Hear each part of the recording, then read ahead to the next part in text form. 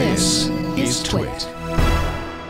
Facebook had a great quarter, reporting $1.81 billion U.S. in revenue, far exceeding the $1.62 billion analysts expected, and earnings per share of 14 cents, exceeding expectations of 14 cents, but exceeding expectations of 13 cents. The big news was the jump in mobile revenue, which made up 41% of total revenue, up from 40% last quarter. Facebook also saw daily active users rise 27% year over year. Monthly active users rose 21%, and mobile monthly active users rose 51% year over year.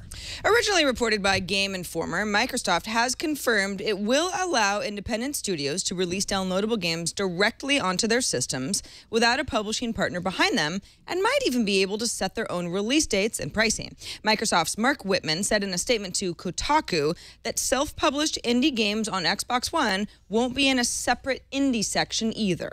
The U.S. House of Representatives, by a vote of 205 to 217, rejected an amendment that would have blocked funding for the NSA program that collects data on every call made by or to a U.S. phone. The amendment would have allowed data collection if the records were part of a specific investigation. Since the amendment didn't pass, enjoy being spied on. And there's more spying coming. CNET's Declan McCullough reports a source claims the U.S. government has demanded SSL keys from internet providers. The keys are used to encrypt connections over the web, as you probably know. The keys would let the FBI and the NSA decrypt contents of intercepted, encrypted communications. McCullough contacted several tech companies, Microsoft and Google, declined to admit whether they had received such requests, but stated clearly that they have not handed over keys to any government. Facebook said they had not received any such request, but would fight it if they did. Analog camera and film specialist Lomography has launched a Kickstarter campaign to raise $100,000 to recreate the Petzval lens. If you haven't heard of it, it was developed by Joseph Petzval in 1840, known for artistic, dreamy effects designed for today's Canon ED and Nikon F mount cameras.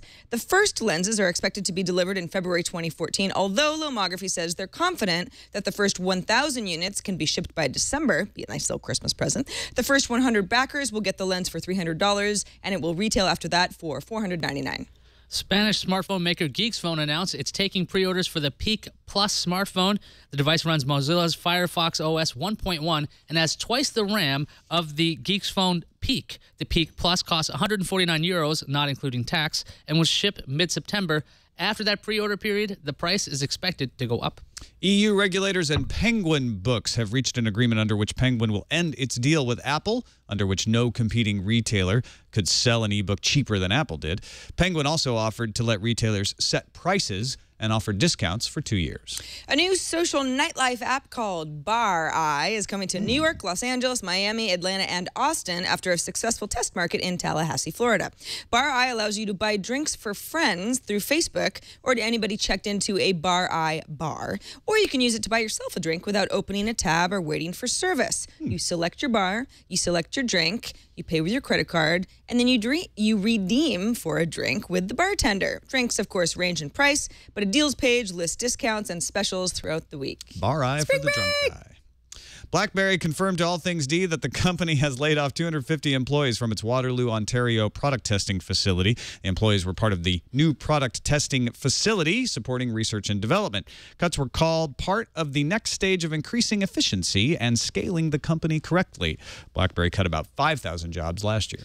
It's happened. The first 50-inch 4K TV that costs under $1,000. TCL announced the 7E504D 50-inch 4K TV that will have a sticker price of $999. Now, the TV comes with 4 HDMI ports and they all have MHL compatibility. The 7E504D will launch in the U.S. in September. Is it made out of silly putty? Yes, a snappy name, too.